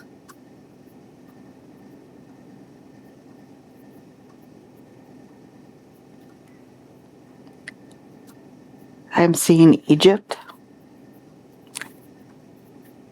I'm seeing something with books or papers.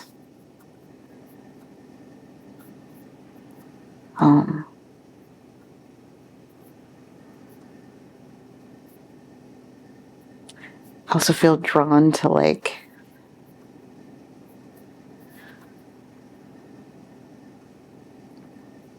I feel like it's in a temple.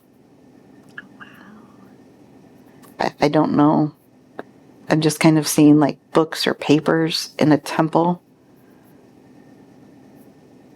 In what I would consider, based on images I'm getting, like Egypt. Okay.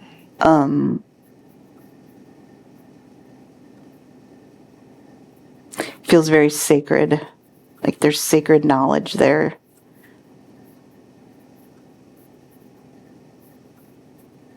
I'm getting something about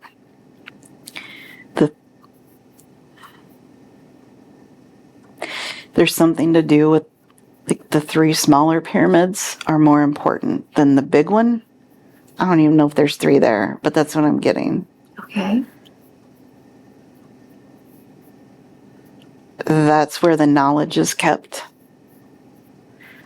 The big one is a machine.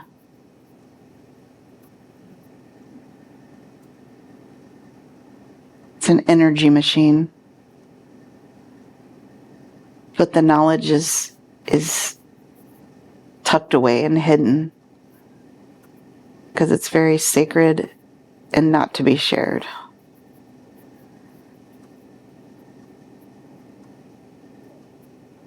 I'm getting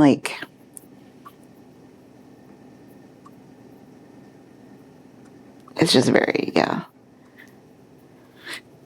protected. That's all I can say. That's. Oh gosh. Well, she also wonders, has she had a lifetime as a druid, a Celtic druid medicine woman?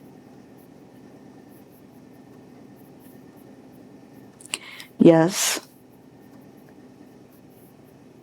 It was in Denmark.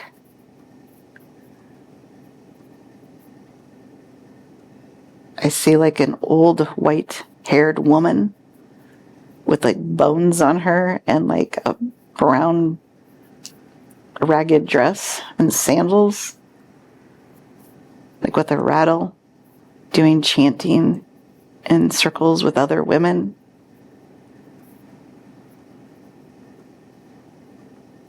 Very highly spiritual, connected visions, like future visions.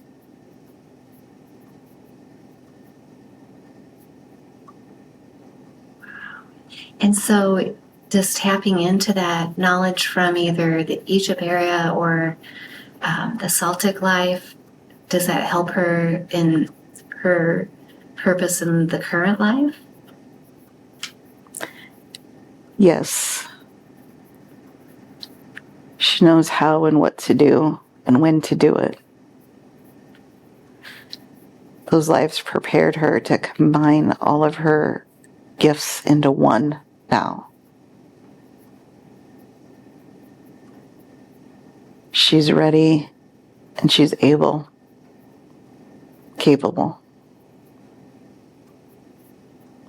And it's time. We need you.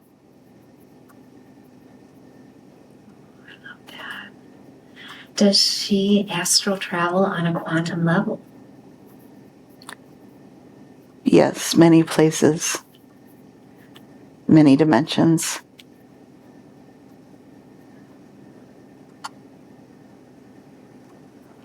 I'm getting that it's not always safe. I need to have better protection before I do that. And so explain to her the best process for her when she does that work. She needs to say statements of intention or affirmations before she would go to sleep to keep her safe, such as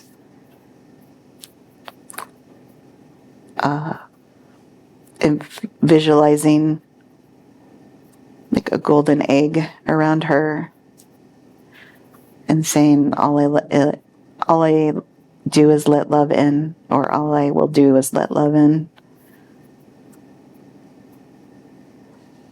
So that way she's not got any attachments or parasitic entities that find their way to her. Keeps her nice and clear? Correct. Okay. And when she's nice and clear and she does that astral travel on a quantum level, what is it like for her? It feels very imaginative and playful and free to explore and learn and understand and experience even prior events, to re-experience them.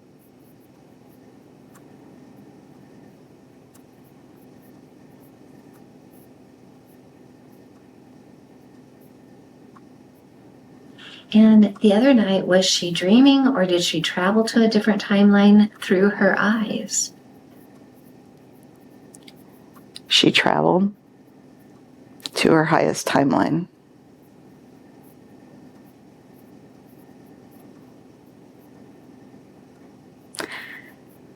One of her angels came. Our portals are through our eyes, and that is why she went through her eyes.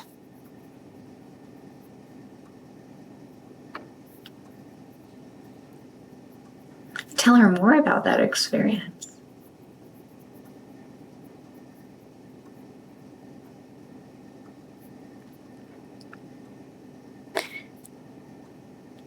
To shift timelines means more than just in setting an intention. Many things have to be aligned. and all the universes for that right opportunity and opening to take place on all versions of her and all timelines. So it's like a 1 in a million event. And if they don't want it, we don't do it. But she asked for it, and the timing was right. And so it is. Okay. She wonders, why have her energetic spiritual experiences been put on pause since late fall 2024 through now? She's processing grief.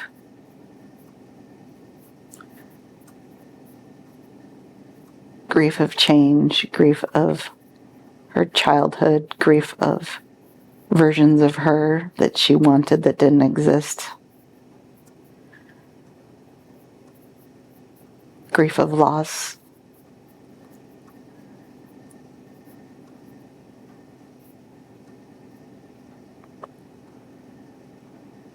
Grief of all kinds that have culminated that really need to be dealt with before she can move forward. And how can she best deal with those so she can move forward? Allow the tears to come. Release the emotion until there is no more. And do that as many times as you need to release it all and heal. When she does do that, how will she feel differently? She will feel amazing, completely free and detached, like a massive weight has been lifted. She'll feel ready for new opportunities.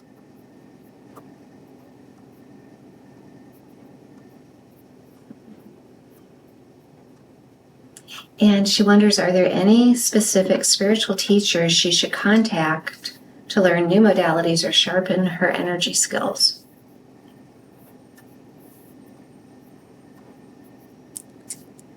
Yes, she needs to learn to do medical mediumship, and the teacher will be presented and revealed to her when the time is right. Oh, wow. That'd be really tying in her skills from her time as a PA into her spirit work too? Yes, it's part of who she is. Okay. And is it in her highest good on a spiritual level to live near oceans or mountains? Both have their benefits. The mountains provide security and the oceans allow freedom of movement. So both, she needs to live near both. It's far away from the cornfields of Iowa. Yes. Okay. All right. Thank you. Why does she attract cardinals, blue jays, dragonflies, and hummingbirds all the time? Ascension. High vibrational frequency. It's spirit communicating to her that her energy frequency, her development is progressing and she's doing well. Okay. And what country or world landmark is in her highest spiritual good to travel to?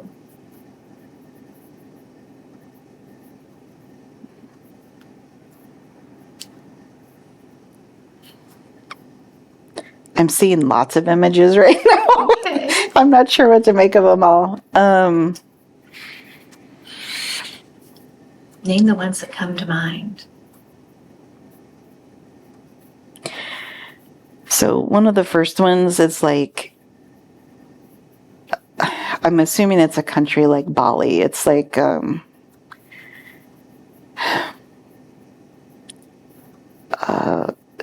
I see like temples and a beach, you know, looks tropical. Right. that has more Hindu type beliefs. I'm getting that's important.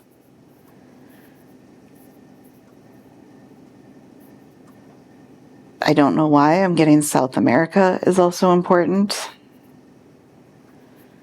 I feel like maybe it's, I guess Machu Picchu's there, but maybe that's it. I'm getting like a mountainous feel there in South America. Getting Scotland.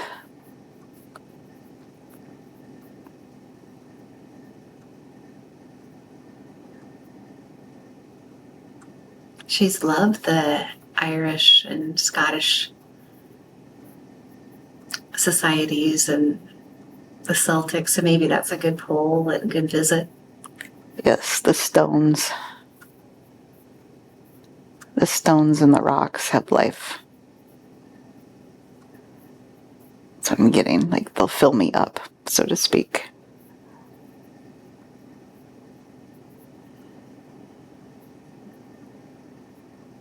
It's something about the sacredness in the land. It holds energy. Like a code. A vibrational code that I need.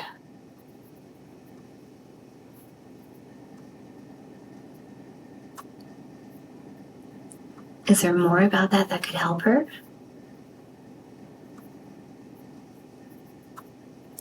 These codes will support the work she's doing and continue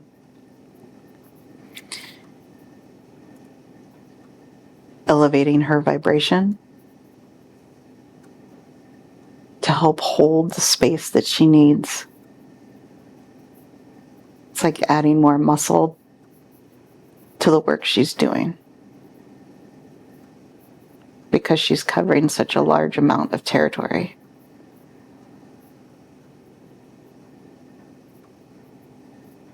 And she wonders, what is the most significant past life she's had with her current husband?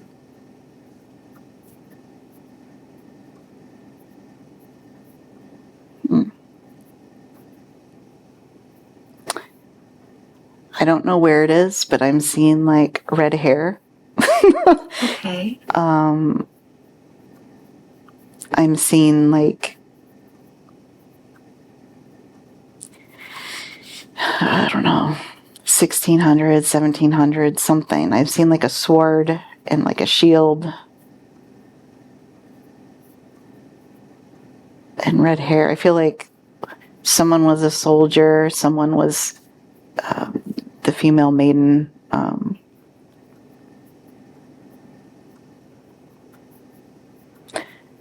don't know, I felt like we loved each other, but we couldn't be together. There was some separation. Like someone was keeping us apart. And so, what's important for her to know about their connection in this current life?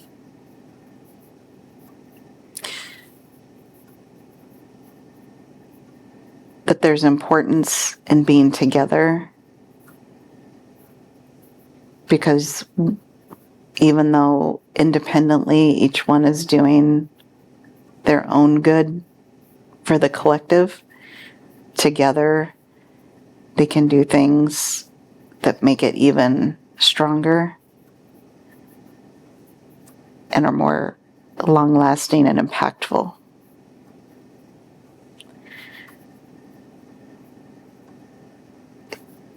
I'm getting that, like, there's specific things we do for each other to allow us to accomplish more together.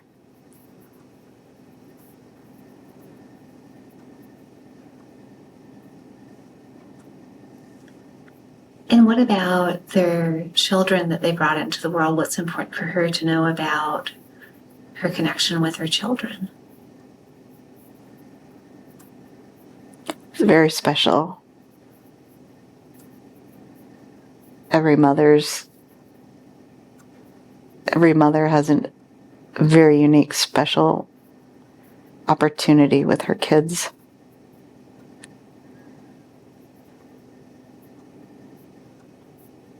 to help them develop belief in themselves, how to facilitate living in the world through disappointment or challenge, reaching their potential or beyond,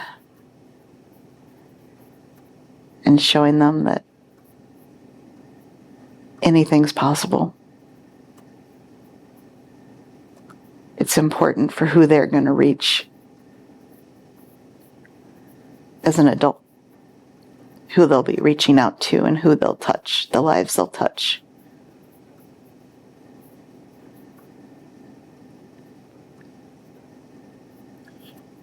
And how can she identify with her angels and guides?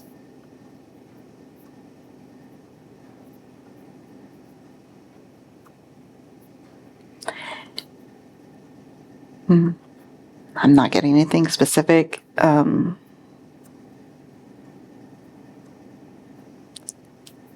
getting, okay, be calm and be still.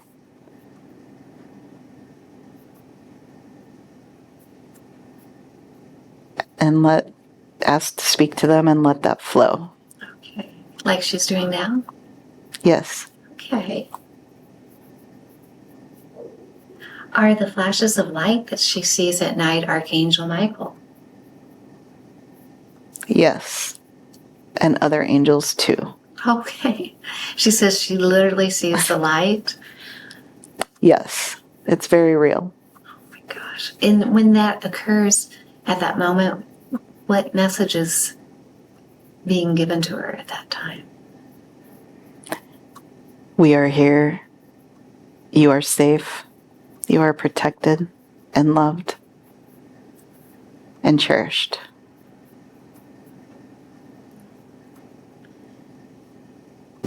She wants to know, is she a good mother? Absolutely. Hands down. I'm getting that I pulled from other lifetimes, modeling behavior and good skills of being a mom. Oh. I love that. Okay. And what guidance can she provide for her children that is in their highest good in this lifetime? To be authentic, to be magnificent and never hold back, never withhold their light for someone else.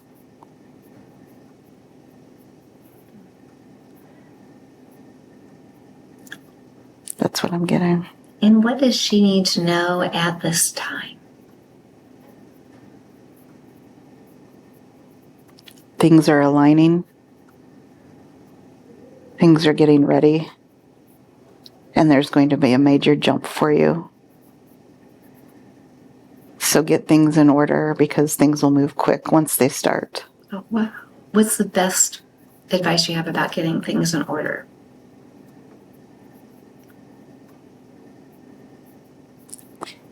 I'm getting, get your space in order. Live more minimalistically. Get your self-care. And behavioral thoughts and behaviors in order to align with the beliefs of where you want to be. Like keeping house and sweeping out the rest of the dirt and giving away, you know what I mean, energetically and emotionally, just getting rid of stuff that I don't need anymore. Because I need to free up old energy to allow for all the new that's coming, and there's a lot of new. And so it's time to keep house. Okay. And, oh gosh, when she decided to have this session, what was it that you hoped she received from it? Clarity. motivation and momentum to move forward.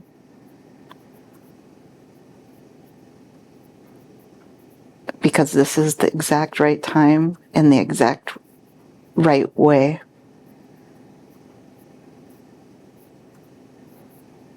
For you to come through and reveal who you truly are. I love that. Is there anything that she did not ask today that you wish she would have? Yes.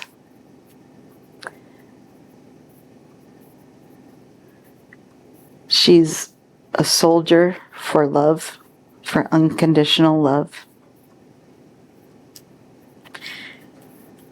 And she has an army of fellow soldiers who are here with her. She is not alone. She has community. She needs to ask, and they will be shown. Oh, I love that. Wow. Okay. Thank you for that. How often would you recommend that she listens to her recording to get the most benefit? Once a month or more. And when she listens once a month or more, how does that help her? It keeps the momentum and the inspiration going, and it heals old wounds to allow her to move forward and make room for the new and reveal more. More memory, more understanding.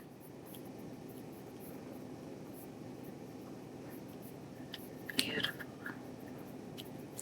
Thank you for that. Oh gosh, is there anything else that you can think of that would be helpful for her? Have fun and enjoy yourself. You take life way too seriously.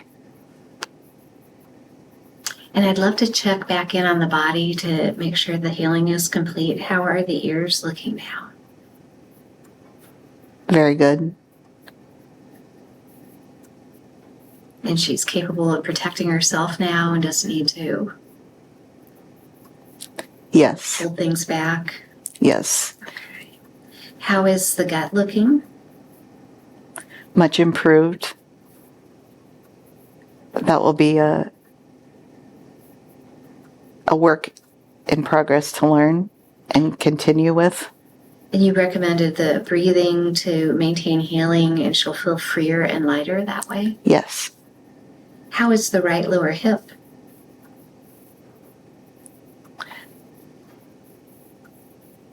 It's slowly making progress. It is going to take some time due to the lack of trust with her father experiences, and it will take time to heal. But as she learns to trust in herself, that will heal over time. And the knees, how are the knees doing? Very good. I think she'll find she's very, very excited and very happy for the way that they're going to be. Okay, oh, I love that. And her circulation? Healed. I love that. Okay. Oh my gosh, what a great session. Anything else at all that you could think of from the past life you showed her, or being on the spirit side, or the questions that she's had today? Anything at all that you can add? It's time to do more reading on ancient civilizations. Understand the culture and the sacredness of what their beliefs were, as it will serve you now as you move forward. Okay, I love that. Oh my gosh. Well, it has been just a great honor to assist her in this way. Thank you so much for bringing her here and